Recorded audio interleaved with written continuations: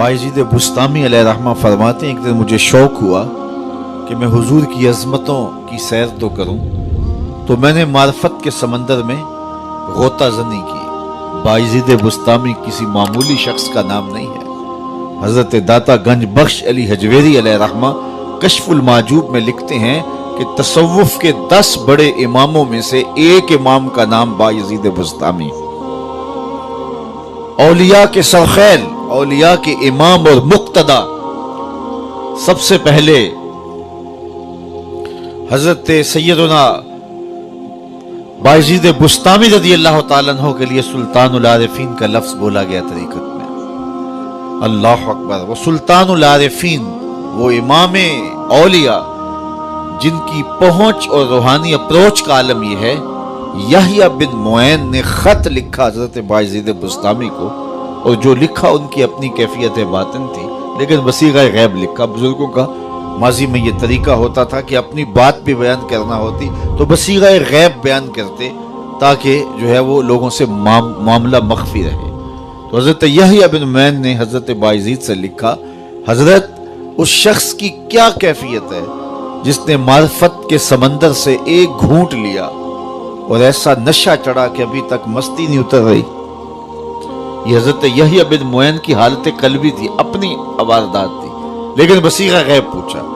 उस शख्स की क्या हालत है जिसने मार्फत के समंदर से एक घूंट पिया और ऐसा नशा चढ़ा कि अभी तक मस्ती नहीं उतर रही। तो हजरत बायजीद ने उसका जवाब लिखा, और जो लिखा वो कैफियत उनकी अपनी थी, लेकिन उन्होंने भी वसीग़ा गैब लिखा।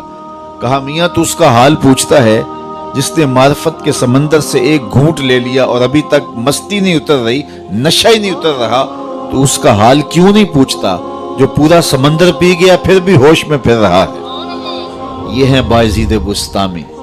अल्लाह अकबर। तैफूर से मक्कातुल मुकर्रमा तक जब हज का सफर किया तो 12 साल लगे। हालांकि इतना लंबा फासला ही नहीं था। 12 साल कैसे लगे? हर कदम पे 2 रकत पढ़ते थे और आगे बढ़ते थे।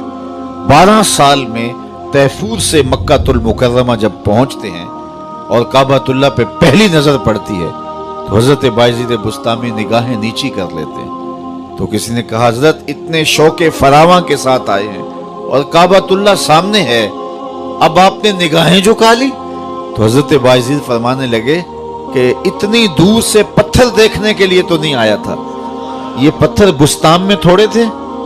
तो फिर दूसरी नजर उठाई तो काबा भी देखा, काबे वाला भी देखा, लेकिन बायजीद बुस्तामी फिर भी मुतमईन नहीं हुए, फिर नजरें झुका ली। पूछा, हजरत अब क्या मसला है? कहा, जब वो नजर आता है तो साथ में पत्थर नजर क्यों आते हैं? तो जब तीसरी मर्तबा नजर उठाई तो जिधर देखा उसी के जलवे नजर आए। ये है बायजीद बुस्तामी, ये है उनकी पहुंच, ये है उनकी अप्रोच, ये है उनकी रूहानी इस्तेदाद। फरमाते हैं, मैंने एक दिन रूहानी तौर पे जो है वो गोता लगाया मार्फत के समंदर थे, और मेरा शौक ये था कि हुजूर की शानों को मुलाहजा करूं। फिर क्या हुआ? फाइजा बैनी व बैनहा अल्फो हिजाब मिन नूर। कहते जहां मैं खत्म हो रहा था और मुस्तफा जाने रहमत अभी शुरू हो रहे थे, मेरे नुक्ताए इख्तिताम और उनके नुक्ताए आगाज के दरमियान 1000 नूर के पर्दे हायल थे, और अगर मैं एक कदम भी आगे बढ़ता तो जल के राख हो जाता। जिस नबी के कदम इतने ऊंचे हैं उसका सर कितना ऊंचा होगा? कोई हद है उनके उरूज की, बाला गल ओलाबे का। मौलवी का तो दिमाग खराब हो गया कि वो तराजू गाड़ के उसको तोलने लगा जिसको तोला नहीं जा सकता, उसको नापने लगा जिसको नापा नहीं जा सकता। मैं तो कहा करता हूं, डिठे वरक कुरान दे फोल सारे, तेरी शान जिया नहीं कोई होर डिठा, तेरी शान दा करे मुकाबला जेड़ा, ओनू आशकां असली चोर डिठा। कोई नूर आखे कोई बशर आखे, पैंदा रात दिने एहो शोर डिठा। अल्लाह वालियां गल मुका दिती, तुसां होर डिठा असां होर डिठा। तुमने हलीमा की बकरियों के पीछे पीछे देखा होगा, सिदरा पर जिब्रील के आगे आगे नहीं देखा। और इकबाल कहता है, तूने यूसुफ को कुएं में देखा तो क्या देखा? अरे नादां, जो मुतलक था मुकय्यद कर दिया तूने। तू अभी तक कुएं में देख रहा है, वो मिस्र के तख्त का मालिक भी बना हुआ है। तो ان کی پہنچ اور ان کی عظمت اور ان کی رفت کا کون اندازہ کرے. ہمارے درس نظامی میں داخلی نصاب کتاب ہے شرح قائد نصفیہ، تمام مکاتب فکر کے مدارس میں اہل تشیع کے علاوہ سبقاً پڑھائی جاتی ہے. اور اس کتاب کی تشریح لکھی ہے علامہ عبدالعزیز پرہاروی علیہ رحمہ نے النبراس کے نام سے. اس میں حضرت ابوالحسن رفاعی کا ایک قول پیش کیا ہے. وہ فرماتے ہیں میں نے روحانی طور پہ پرواز کی، حتیٰ صعدت فی الفوقانیات، یہاں تک کہ میں بہت اونچا چلا گیا. اور اس میں کوئی اختلاف نہیں، انسان کی روح پرواز کر سکتی ہے. ہم خواب میں کہاں سے کہاں جا پہنچتے ہیں، یہ ایک ہماری روح ہے. اور ہماری روح روحانی طور پہ بھی پرواز کر سکتی ہے.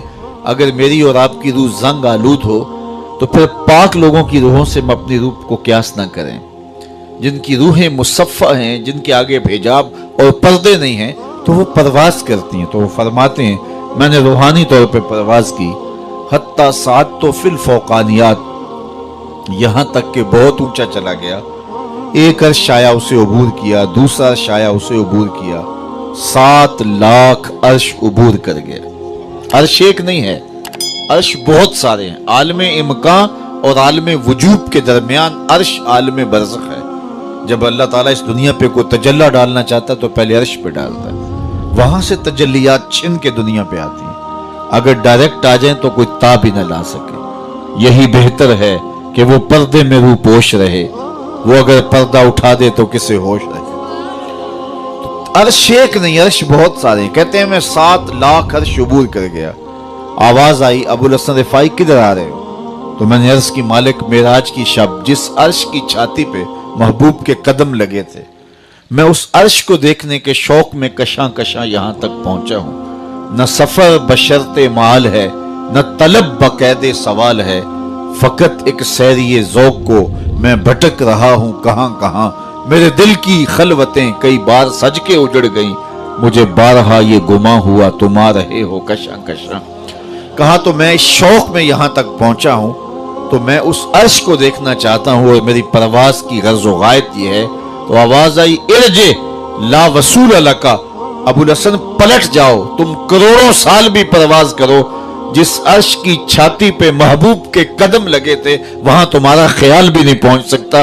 جس نبی کے قدم اتنے اونچے ہیں اس نبی کا سر کتنا اونچا ہوگا.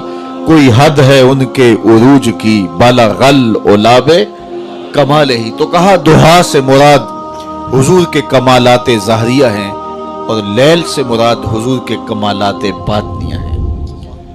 ایک قول یہ پیش کیا کہ دہا سے مراد حضور علیہ الصلوۃ والسلام. اللہ اکبر، یہ اللہ نے اپنے محبوب کو شانیں دی ہیں نا، یہ حضور علیہ السلام کی عظمتیں ہیں، یہ حضور کی رفتوں کا عالم ہے. تو کہا دہا سے مراد حضور کے کمالات ظاہریہ، اور لیل سے مراد حضور کے کمالات باطنیہ ہیں. پھر کہا دہا سے مراد حضور علیہ السلام کا نور علم ہے، جس سے کائنات کی کوئی چیز پوشیدہ نہیں، چٹے دن کی طرح روشن، ہر شے محبوب کی نگاہوں میں ہے. اللہ کے محبوب کی نظروں میں کوئی چیز پوشیدہ نہیں. وَإِنِّي أَرَىٰ مَا لَا تَرَوْنَ وَأَسْمَعُ مَا لَا تَسْمَعُونَ، جو میں دیکھتا ہوں وہ تم نہیں دیکھتے، اور جو میں سنتا ہوں وہ تم نہیں سنتے. اللہ نے وہ سماعتیں دی، وہ بصارتیں دی. یہ غلطی ہوتی ہے کہ اپنے حواس کو نبی کے حواس پہ قیاس کیا جائے، یا نبی کے حواس پہ اپنے حواس کو قیاس کیا جائے. قرآن پڑھیے، سورہ نمل اٹھائیے. حضرت سلیمان اپنے لاؤ لشکر کے ساتھ جب آگے بڑھے تو وادی نمل آ پہنچے. تو وادی نمل میں چیونٹی نے جب لشکر سلیمان آتے دیکھا تو اس نے اپنی ہمجولیوں سے، چیونٹیوں سے کہا کہ جلدی جلدی اپنی بلوں میں داخل ہو جاؤ، اللہ کے نبی کا لشکر بے خبری میں تمہیں کچل نہ ڈالے. اللہ اکبر. اور یہ بات حضرت سلیمان نے سنی. کتنی دور سے سنی؟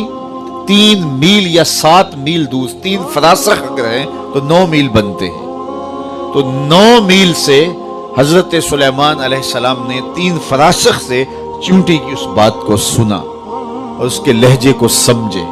اللہ اکبر. تو نبی کی شان یہ ہوتی ہے کہ جو چیونٹی کی بولی ہے اس کو سن لیتا ہے 9 میل کے فاصلے پر۔ آپ میں سے کوئی ہے کہ جس کے کان کے پردے پر بھی چیونٹی کو رکھ دیا جائے تو اس کی کہانی سمجھ لے کہ یہ کیا بول رہی ہے؟ اللہ اکبر! یہ تیوریات کے ماہرین کہتے ہیں چیونٹی کے منہ میں زبان نہیں ہوتی۔ چیونٹی بولتی پھر کیسے، اب بات کیسے کرتی ہے؟ اس کے منہ میں زبان بھی نہیں ہوتی۔ تو اس کے منہ کے قریب باریک سے 2 ریشے ہوتے ہیں، مہین سے 2 بال ہوتے ہیں۔